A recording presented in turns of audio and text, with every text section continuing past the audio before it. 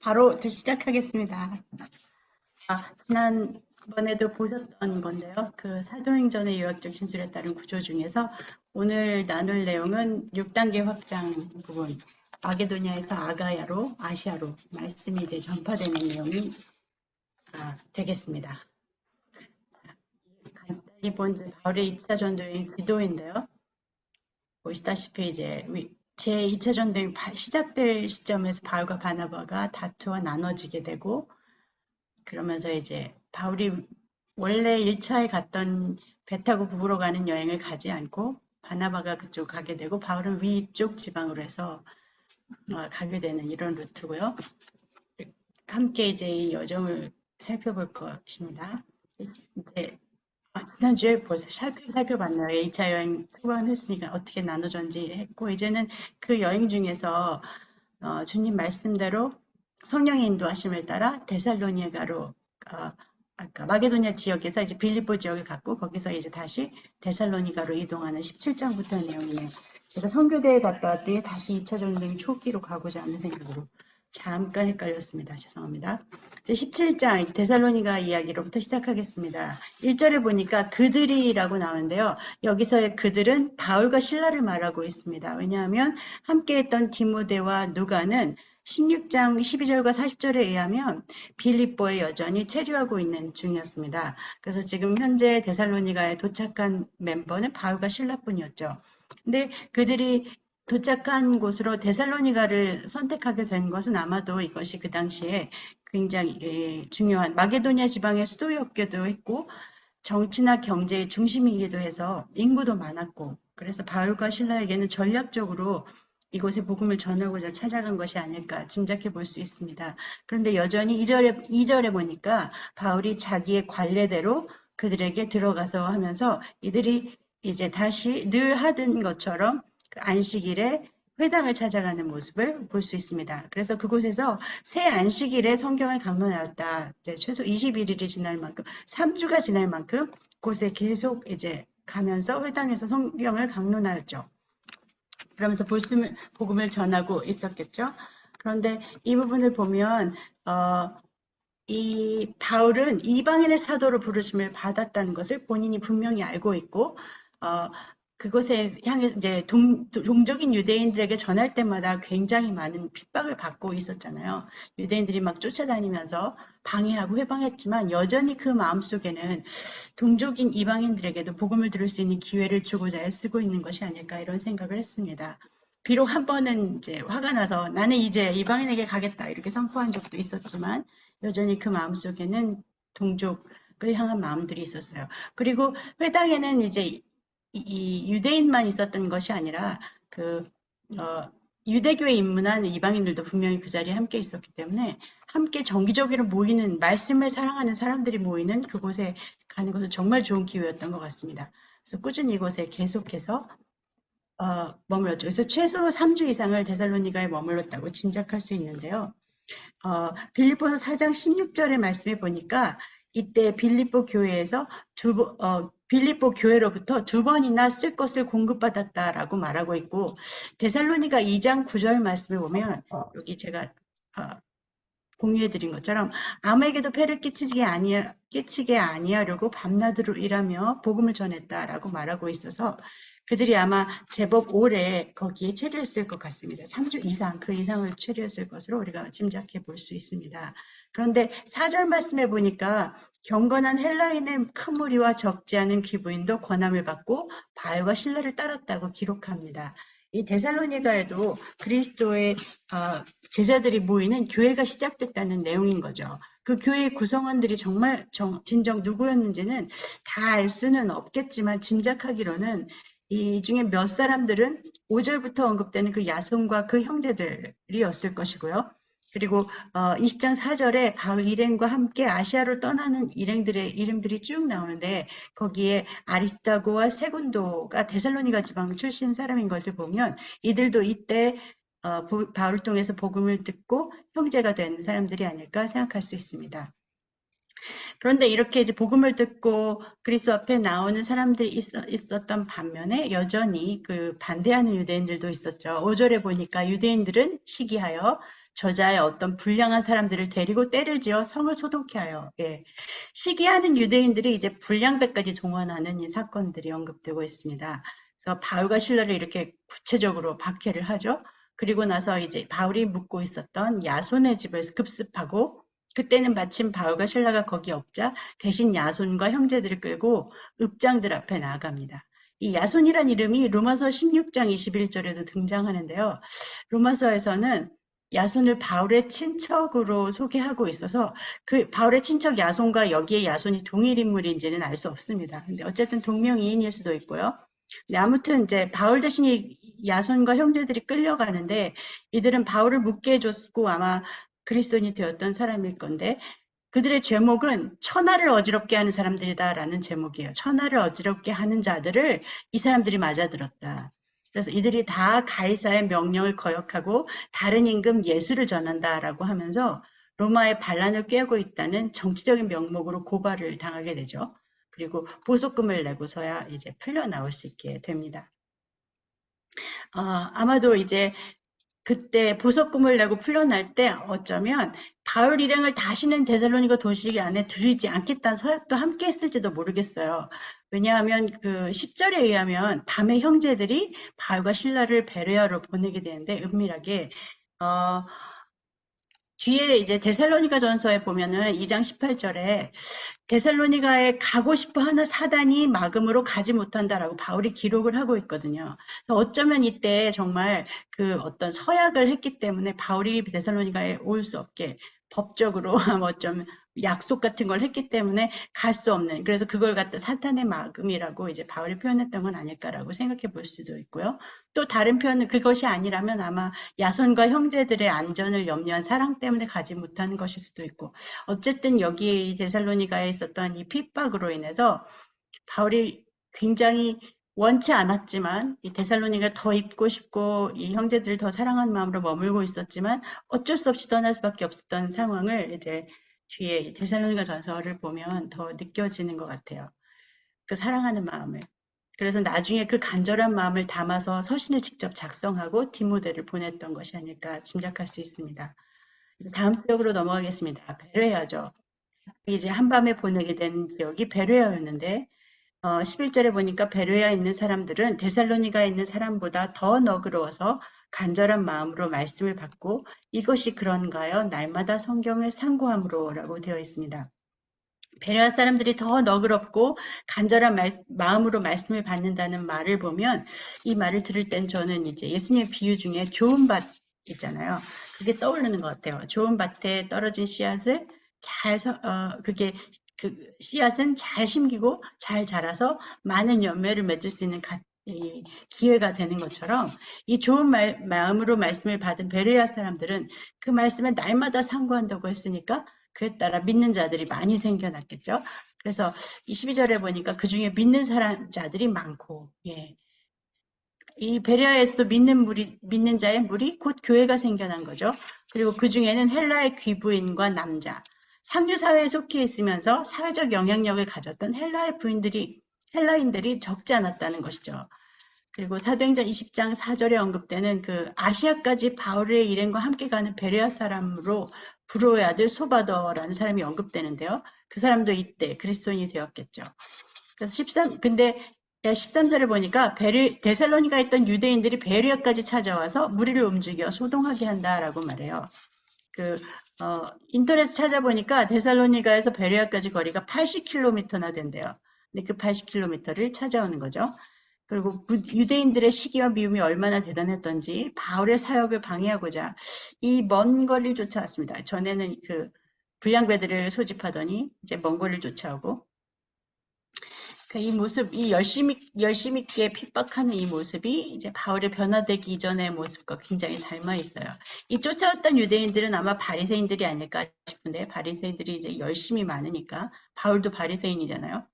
그 전에 변화되기 이전에는 예수님을 대적하고 예수님 믿는 자들을 대적해서 스테반이 죽는 걸 마땅히 여기고 그리스도를 잡아들이려고 담에서까지 달려갔었던 그 모습과 굉장히 닮아 있는 열심히 있는 유대인들의 모습입니다.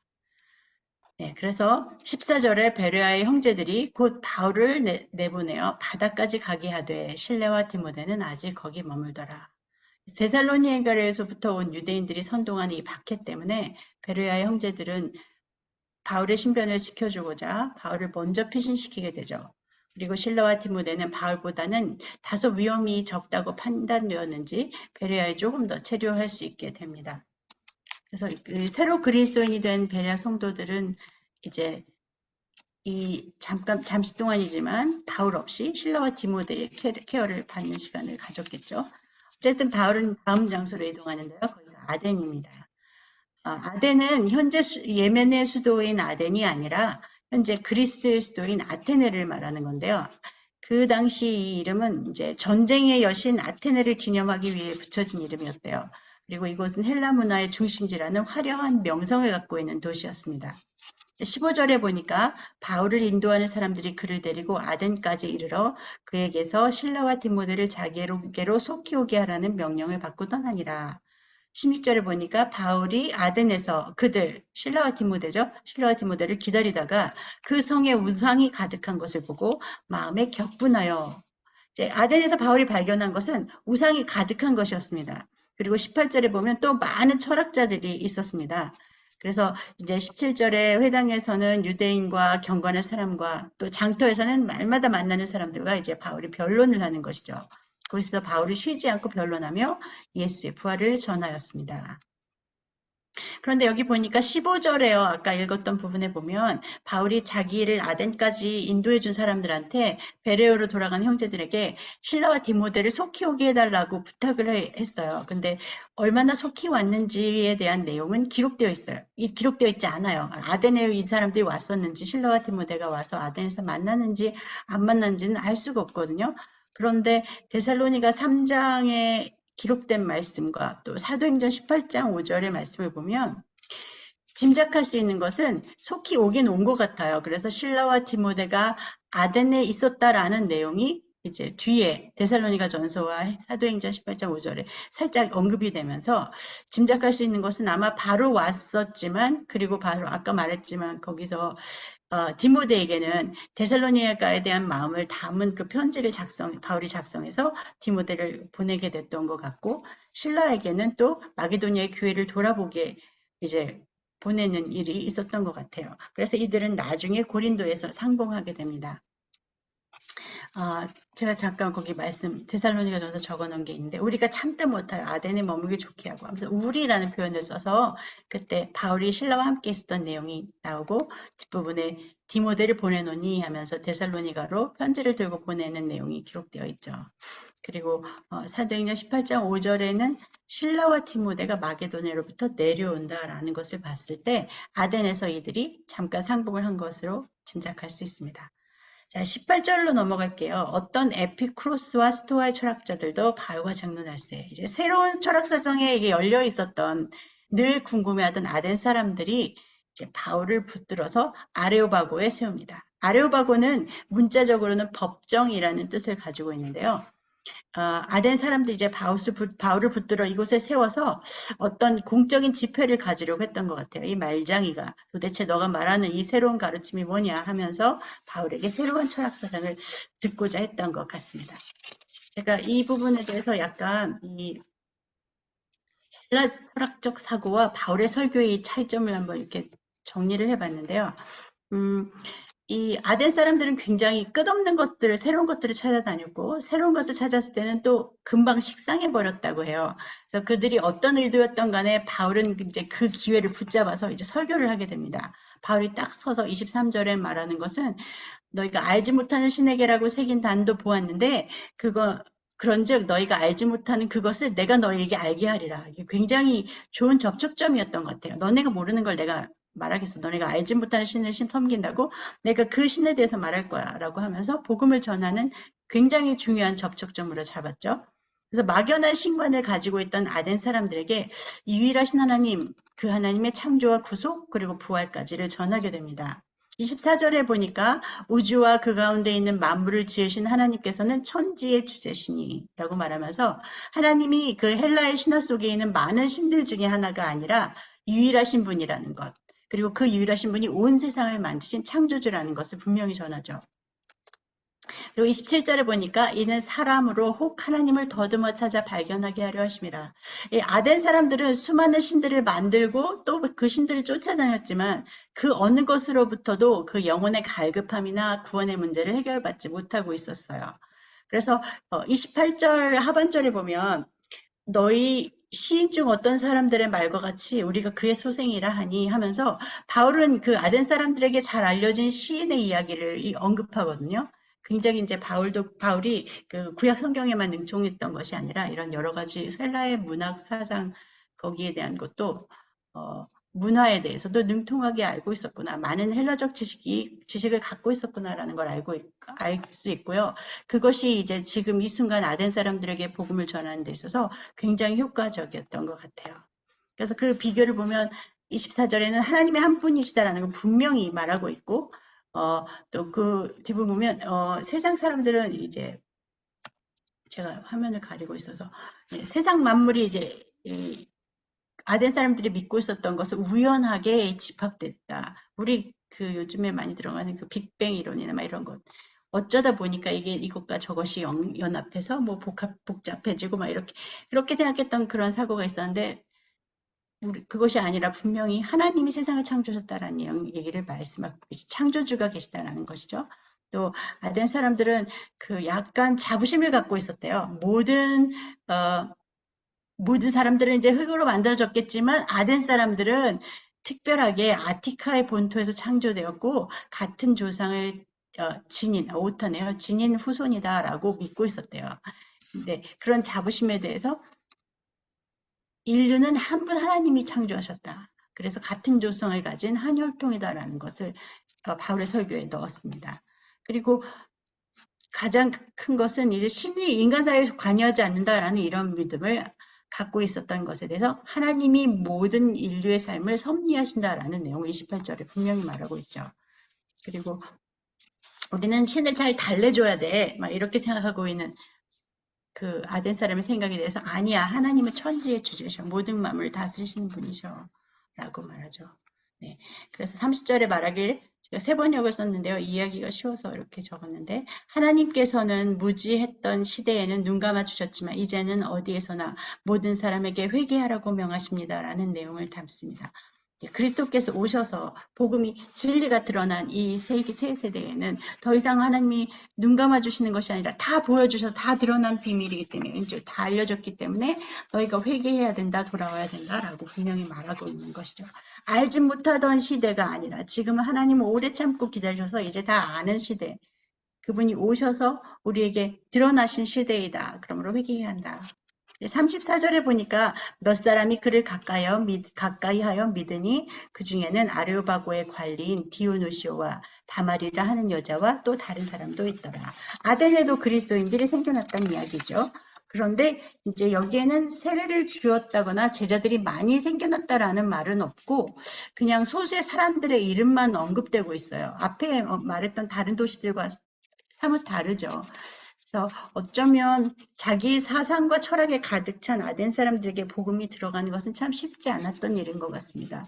그래서 이제 소수의 사람들이 그리스도를 따르게 되는 것이었던 것 같아요. 그런데 숫자가 중요한 것이 아니죠. 그럼에도 불구하고 굉장히 중요한 사람들이 믿음을 갖고 교회를 시작할 수 있게 되었다는 것은 정말 감사한 일인 것 같습니다. 그 아레오바고의 관원이 믿게 되었다는 것도. 다음 도시가 등장합니다. 고린도죠. 그 후에 바울이 이제 아덴을 떠나서 고린도로 이동하는데요. 그 당시 고린도는 지중해의 동서를 연결하는 굉장히 묘한 지형이어서 이제 상업과 물질적 번영을 누리고 있었습니다. 이 고린도 아래쪽으로 커다랗게 이렇게 밖에 바다를 돌아서 가면 거기가 되게 난파가 풍랑도 많고 그래서 난파가 심해서 가능하면 고린도 이쪽 해안에 그 지도에 보시면 이쪽에 바다가 있고 다른 쪽 바다가 이제 사이에 약간 육지가 있죠. 거기에 고린도가 있잖아요. 지금은 거기를 수로를 뚫어서 배가 글로 지나갈 수 있는데 예전에는 그 수로가 뚫을 수 없는 옛날이었으니까 이때는 그 사이에 바닥에 이렇게 뭐를 설치해서 배를 통째로 육로를 이동해서 배를 통째로 옮기는 그런 시설을 만들었다고 해요. 되게 사람들이 기발한 것 같아요. 아무튼 어떤 이유든 고린도는 굉장히 요충지였습니다. 그래서 번영을 누렸죠. 상업과 물질이 막 발달하니까. 그리고 또 하나는 잡다한 인종들이 많이 모여 살고 있었대요. 동서 문화와 종교가 혼잡을 이루는 도시라고 했죠. 그래서 예상할 수 있는 일이 있죠. 그럴 때 윤리적으로나 도덕적으로 타락이 심하였다는 거죠. 그래서 심지어 5세기경 BC 5세기경에는 고린도 사람이 되다라는 뜻의 헬러 단어 고린디아 제스다이라는 말이 있는데 그 말은 성적으로 부도덕한 사람이 됐다라는 뜻으로 사용됐대요. 그 정도로 고린도는 정말로 문란한 지역으로 이렇게 알려져 있었습니다. 근데 그런 곳에 이제 바울이 복음을 들고 들어가는 것이죠. 2절에 보니까 아굴라라 하는 본도에서 난 유대인 한 사람을 만나니 클라우디오가 모든 유대인을 명하여 로마를 떠나게 한 거로 그가 그 안에 브리스길라와 함께 이달리아로부터 새로운지라. 아굴라와 브리스길라가 그곳에 있었습니다. 그리고 바울이 그들에게 갔어요. 그리고 3절에 보니까 생업이 같으므로 함께 살며 일을 하니. 근데 사람들은 브리스길라라는 말이 이제 귀족 가문의 이름, 로마 귀족 브루스가 라는 귀족 여인이었을 거다 이렇게 추정하시는 분들도 있더라고요. 그래서 굉장히 거기에서 아굴라랑 결혼한 뒤에 로마에서 추방되지 않았을 수도 있는데 이들이 추방돼서 고린도에 자리를 잡았던 것은 어떤 다른 이유가 있지 않을까 이렇게 생각하시는 분들도 있더라고요. 근데 어쨌든 그곳에서 함께 살면서 함께 일을 하게 됐다는 것인데요. 여기서도 또 다른 의견들이 있어요. 우리가 여기서 발전된 게 텐트 메이커 그러면서 이제 비즈니스 선교 이런 말도 하고 자기 일을 가지고 생업을 하면서 복음을 전하는 것에 대한 이야기도 많이 하는데 어떤 학자들은 그때 유대인들은 텐트도 살지 않았고 바울이 정말 생업으로 텐트를 만드는 일을 했을까 이런 것에 대한 질문을 하더라고요. 그래서 성경 지질학자 이런 분들의 견해는 옛날 그 당시에는 성경교사들이 성경책 한 권을 띄고 나면 그것을 띄었다는 증표로 이렇게 좀 가르침표를 만들어서 배운 자에게 증정하고 그 가르친 것에 대한 대가를 받았대요. 그래서 그걸 말하는 게 아닐까, 텐트를 만든 게 아니라 이렇게 짐작하시는 분도 있더라고요. 근데 그 말을 믿을 때는 또 요즘에 우리가 텐트 메이커란 이름에서 이제 텐트 메이커 사역이나 뱀 사역, 브리스길라 아굴라 사역 이런 게 막 발달돼 있는데 이 전체적인 우리가 믿고 있는 우리가 발전해온 많은 선교 이런 것들을 흔드는 거여서 약간 그대로 받아들인 게 옳을지 아닐지 잘 모르겠습니다. 어쨌든 지금까지는 어떤 견해니까요. 그런 견해가 있더라고요. 이제 본문으로 다시 들어갈게요. 어쨌든 브리스길라와 아굴라와 함께 살면서 바울이 일하면서 그 일뿐 아니라 동역을 하게 되는 것이죠.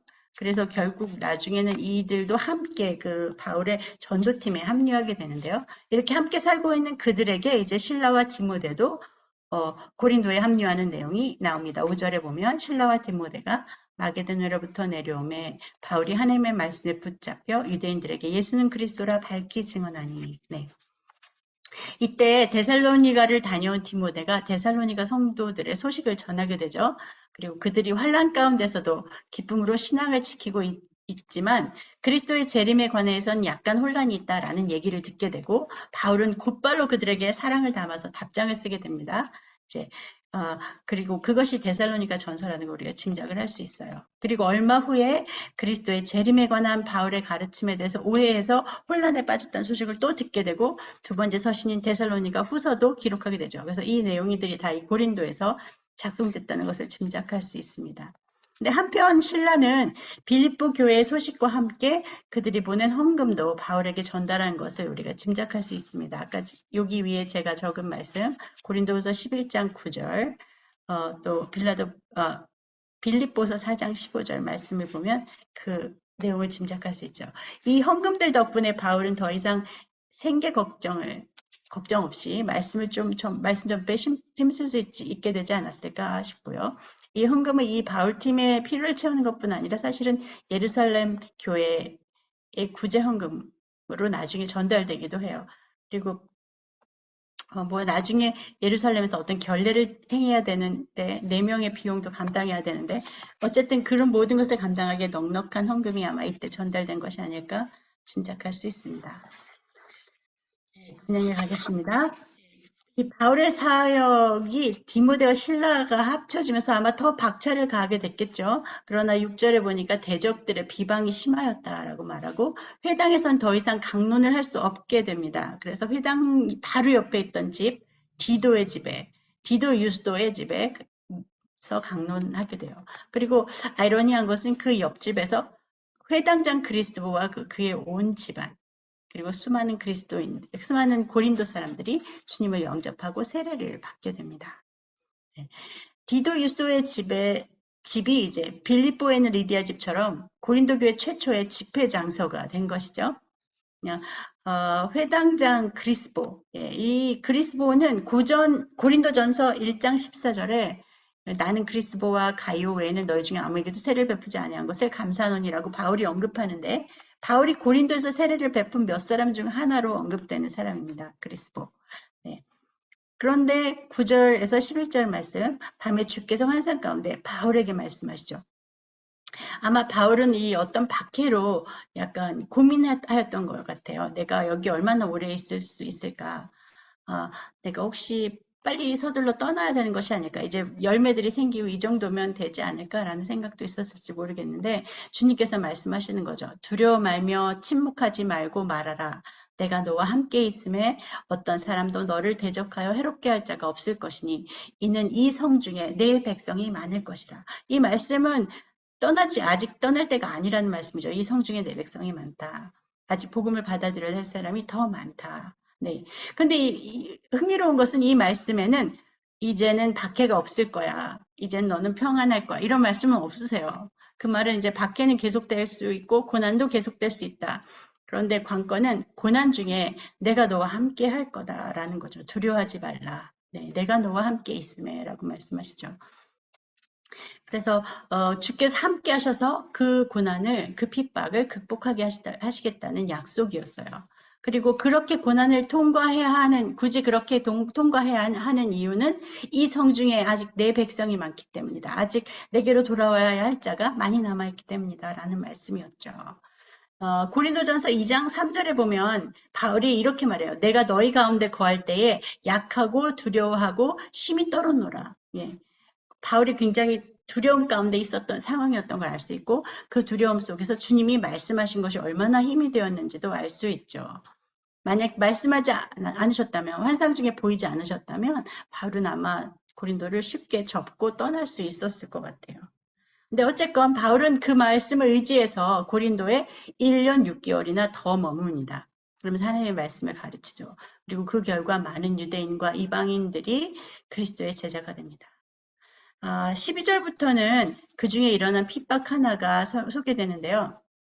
이제 당시 아가야 지방에 새로운 총독으로 갈리오가 부임해 오는 사건. 그래서 그 기회를 노려서 바울을 시기하는 유대인들이 일제히 일어나라고 말해요. 바울을 대적해서 법정으로 바울을 끌고 갑니다. 근데 이제 갈리오는 말하기를 종교적인 문제는 너희가 스스로 처리해라 라면서 그 고소를 기각해버리고, 이제 유대인들이 이것 때문에 너무 분노하니까 회당장 소세네를 잡아서 법정 앞에서 때리는 사건이 발생해요. 대체 회당장 소세네가 누구길래 왜 바울 대신 잡고 때렸을까? 이 부분에 대해서 질문이 생기는데, 고린도전서 1장 1절에 보면 바울이 문안 인사를 할 때 형제 소세네가 문안한다라고 같이 말해요. 그래서 이 형제 소세네가 바로 이 회당장 소세네가 아니었을까? 그렇다면 이때 당시 바울과 함께 다니는 것, 그리고 바울의 제자인 것을 사람들이 알고 있었던 것이 아닐까. 그래서 그를 잡아 때렸던 것이 아닐까라고 짐작할 수 있습니다. 그러나 어찌됐건 갈리오 총독은 이 일을 상관하지 않습니다. 그 말은 법이 바울을 보호하고 있다라는 것이 아니라 이 갈리오가 어떤 핍박이 있어도 내가 상관하지 않겠다. 제도적으로 바울의 핍박을 보호해줄 수 없다라는 것을 얘기하는 그 선례를 남기는 사건이 됐죠. 넘어가겠습니다. 이제 고린도에서 긴 시간을 정리하고 바울 일행은 고린도를 떠나게 됩니다. 그리고 그때 브리스길라와 아굴라도 함께 떠납니다. 네, 함께 떠나는 출발의 시점에서 이들이 겐그레아에 도착할, 겐그레아가 고린도 남쪽에 있는 항구인데요. 거기에 가서 이제 머리를 깎다, 서원으로 머리를 깎다라는 내용이 기록되어 있습니다. 이 겐그레아 출신의 우리가 아는 사람은 자매 베베 기억나세요? 자매 베베 로마서 16장에 등장하는 자매 베베가 바로 겐그레아 출신인데요. 어쨌든 거기서 복음을 전했는지 사역했는지는 없지만 기록되어 있지 않지만 그랬지 않을까 바울의 성향으로는. 네, 오랜 머물지 않았지만 잠깐 있을 동안 네, 거기에서 아주 중요한 행사를 합니다. 그것이 바로 이제 이것이죠. 머리를 깎는 이 행동. 서원이 있어서 머리를 깎았다라는 것은 누가가 굳이 기록할 만큼 뭔가 의미 있는 사건이었던 것 같아요. 그래서 제가 해석하기로는 이제 아마 지금까지 드로아에서 환상을 보고 나서 이제 마게도니아로 넘어가서 이렇게 다 유럽의 복음을 전하는 사건 일들이 있었잖아요.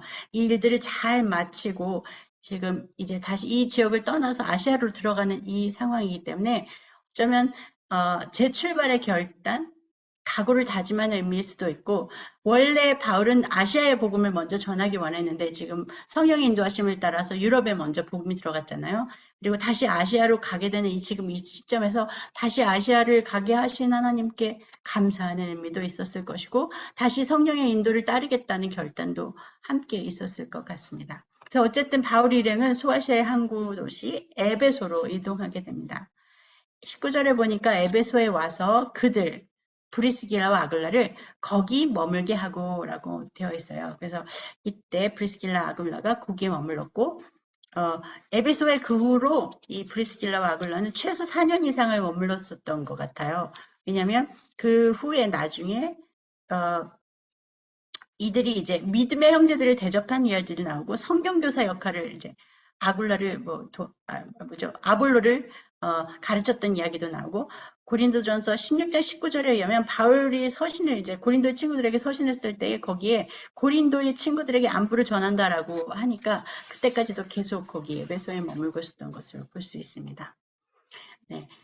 19절 하반절에 보니까 회당에 들어가서 유대인과 변론하니 이제 에베소에 잠깐 머무는 동안에도 바울은 회당에 들어갑니다. 그리고 거기서도 유대인과 변론하는 것을 잊지 않죠.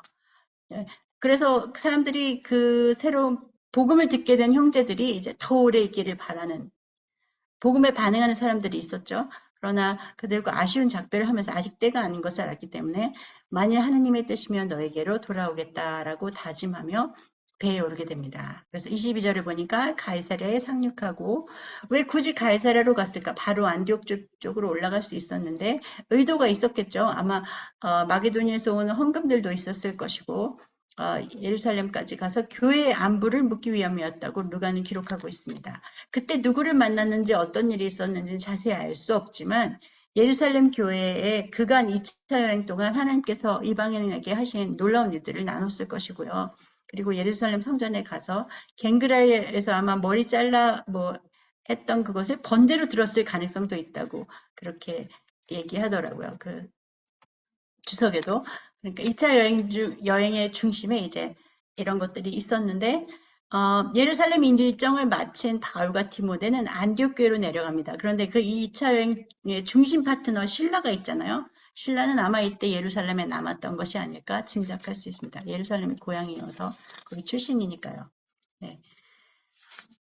그리고 나서 바로 이제 3차 전도행으로 이어지죠. 18장 23절 바로 절에 얼마 있다가 떠나. 과연 얼마나 있었을까? 정확히는 알 수가 없지만 얼마 있다가 떠납니다. 이제 안디옥은 바울에게 더 이상 집이 아니었죠. 이 장시간 2차 전도행을 하는 동안 그의 마음은 이미 이 새로 생긴 교회들, 아시아와 유럽과 그 모든 교회들의 마음이 다 나눠져 있었고 안디옥은 불편한 고향이 되어 있겠죠. 그래서 얼마 있다가 바로 다시 3차 전도행을 떠나는 것은 별로 놀라운 일이 아닙니다. 바울은 2차 전도행 때 갔던 도시들을 차례대로 다니면서 모든 제자들을 굳건하게 하는 이 3차 여행을 출발합니다. 3차 여행 지도를 보여드리면 이렇게 됩니다. 네. 보셨죠? 네. 바로 가면 이제 아마 바울이 갈라디아와 부르기아 땅, 그러니까 자기 고향 다소를 지나서 이렇게 위쪽 2차 여행 지역 그대로 방문하면서 모든 교회들 방문하고 있을 그 시점에 누가가 이제 중요한 사람 이름을 먼저 이제 기록하는데 아볼로라는 인물이 등장하죠. 아볼로. 바울이 3차 전쟁을 이제 하고 있는 그 동안에 네. 아볼로 24절 알렉산드리아에서 난 유대인 아볼로 그는 언변이 좋고 성경에 능통한 자라 라고 말해요. 그가 언제 복음을 받아들였을까? 언제 주의 도를 배웠을까? 그건 알 수 없어요. 그건 확실히 정확히는 알 수 없는데 그가 신실한 유대인이었다면 아마 오순절에 와서 복음을 전한 그 성령님이 임하시던 그 오순절에 거기서 그 베드로의 설교에 대해서 설교를 통해서 복음을 받아들였지 않을까라고 짐작도 할 수 있지만 정확히 제가 알 수 없고 디아스포라 유대인을 통해서도 복음을 들었을 가능성이 있고 어디서부터 어떻게 들었는지 모르지만 원래 이제 구약 성경에 능통했던 자였기도 하고 그것을 이제 복음을 받아들이면서 복음과 연결해서 아주 정확하게 주의 도를 배워서 열심으로 예수님에 관해서 자세히 전하던 예수가 그리스도이신 것에 대해서 자세히 전하던 탁월한 사람이었습니다. 그런데 그의 설교를 듣고 있던 브리스길라와 아굴라가 뭔가 부족한 부분을 발견하는 거죠. 아마 그가 부활하신 예수님에 대해서 잘 몰랐거나 성령님에 대해서 잘 몰랐거나 어떤 영역에 대해서 빈 영역이 있었던 것이죠. 그래서 그 부분을 이제 데리고 가서 가르쳐서 강화시킵니다. 그것을 강화받은 이 아볼로는 더 불타는 열정으로 이 말씀을 가지고 계속 더 복음을 전하면서 말씀을 전파하고 싶었죠. 그래서 아가야 지방으로 가서 성경으로 예수님을 전하고 싶어 했고 이 에베소에 있던 형제들은 그것을 격려합니다. 네, 그래. 너가 가면 잘할 수 있을 거야. 당신이 가면 정말 적격일 것 같아. 라고 말하면서 보내주게 되죠. 이 아가야 지방의 주요 도시들은 아까도 말씀드렸지만 아덴을 비롯해서 헬라 철학이 가득했고 논쟁을 좋아하고 막 이랬잖아요. 그래서 언변이 탁월한 이 아볼로가 성경에 능통한 것을 가지고 갈 때 얼마나 효과적일지 네, 그 부분에서 27절에는 공중 앞에서 힘있게 유대인들의 말들을 이겼고 라고 말해요. 그 덕에 믿는 자들에게 많은 유익을 주었다. 이렇게 기록하죠. 근데 고린도전서 1장에서 4장 말씀을 참조해보면 아볼로의 고린도 사역의 결실이 엄청났던 것을 또 짐작해 볼 수 있습니다. 그래서 심지어 그 사람들은 나는 아볼로에게서 났고 너는 뭐 바울에게서 났고 이런 말을 할 정도로 아볼로의 사역이 굉장히 탁월했던 것 같습니다. 네. 그 시점에서 다시 본문으로 돌아가면 이제 아볼로가 고린도를 사역하고 있을 때 바울은 드디어 에베소에 오게 됩니다. 근데 에베소에 와서 보니까 어떤 제자들을 만나서 너희가 믿을 때 성령을 받았느냐 하고 물으니 에베소의 제자들은 성령이 계심도 듣지 못하였다라고 대답해요. 그래서 여기서 말하는 제자들은 누구를 의미하는 걸까? 분명 그들은 그리스도인들이었겠죠. 근데 그리스도인인데 성령을 모르고 있다는 거예요.